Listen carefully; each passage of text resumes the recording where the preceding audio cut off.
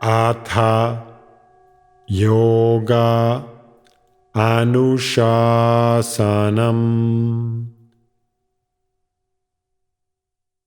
Namaste. Welcome to Unravel the Thread, a podcast for people who want to apply the Yoga Sutras to yoga practice and to life today. Available online at simple-yoga.org, where you can also find courses, articles, videos, and guided meditations to enrich your practice. I am Ruben Vasquez, your companion on this journey of exploration. On today's episode, we start our journey through Chapter 3 of the Yoga Sutra with Sutra 3.1 that says, concentration, dharana, is directing the mind to a specific point. Chapter 3 of the Yoga Sutra continues the journey along the 8 limbs of yoga. The preparatory steps have been completed, the seeds of unconditional love have been planted, yamas, contentment is setting the stage for the journey, niyamas, body function has been optimized, asana, improved vital energy flow contributes to enhancing sensitivity to move to the subtler aspects of your being, pranayama, and your senses have been directed inwardly for internal exploration, pratyahara. Following these steps has strengthened your capacity to direct your mind. It is evident that whatever you practice establishes a pattern that grows stronger over time.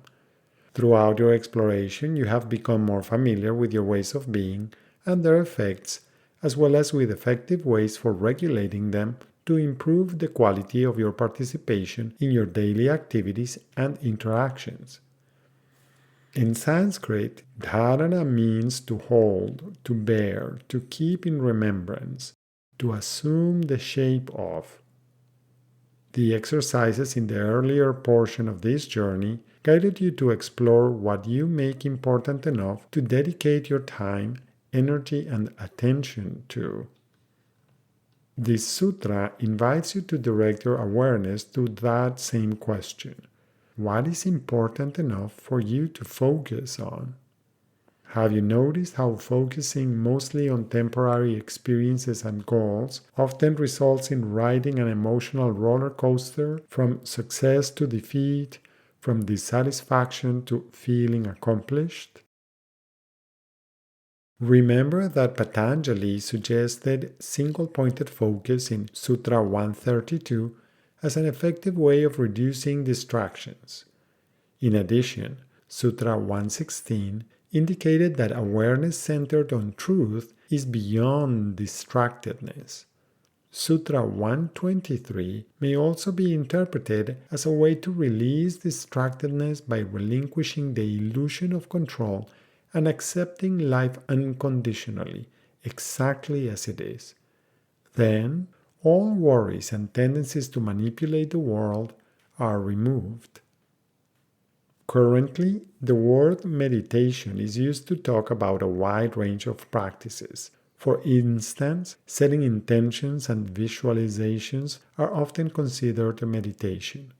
However, from the perspective presented in this aphorism, it is more accurate to think of intention setting and visualizations as concentration practices directed to set a meaningful path facilitative of wholehearted action. This interpretation articulates with the idea of dharma. Dharma is a Sanskrit word that can be interpreted as duty, life purpose, and living according to one's conscience. Moreover, this interpretation complements the call for single-pointed focus suggested in aphorism 132 as the way to remove distractions on the path to self-realization, Sutras 130 and 31. As you attempt to focus, notice what draws your attention away from your goal. Remember from the section on afflictions in Chapter 2 of the Yoga Sutra that quite likely who you think you are or should be will keep interfering with your goal. In the yoga tradition, there are very simple and specific focal points for concentration, including the center of the pelvis, the solar plexus at the top of the upper abdomen, just below the lower tip of the breastbone, the center of the chest, the center of the throat, the base of the tongue, the tip of the tongue, and the middle point between the eyebrows. When focusing your attention on any of these points, remember the basic guideline. There will be distractions. Just keep bringing your attention to your focal point without strain, struggle, or self-judgment, and with a gentle smile. To set yourself up for concentration, you can apply the previous 5 limbs of yoga practice. First, invite gratitude and love for yourself and your life, yamas. Second, make peace with yourself and choose to be content with yourself and your life, niyamas. Third, find a steady and enjoyable posture, free of struggle, and conducive to being endlessly focused, asana. Fourth, connect with your natural breath, feeling the sensations that arise with each easeful inhalation and exhalation, until your breath feels quite subtle and effortless. Pranayama. Fifth, be curious to experience the aliveness in your body directly by sensing the internal experience of being, pratyahara. For concentration, dharana, rest your attention on one of the focal points listed above and witness whatever is happening without attaching opinions, stories, or expectations to what you are experiencing. Be with what is as it is and with yourself as you are.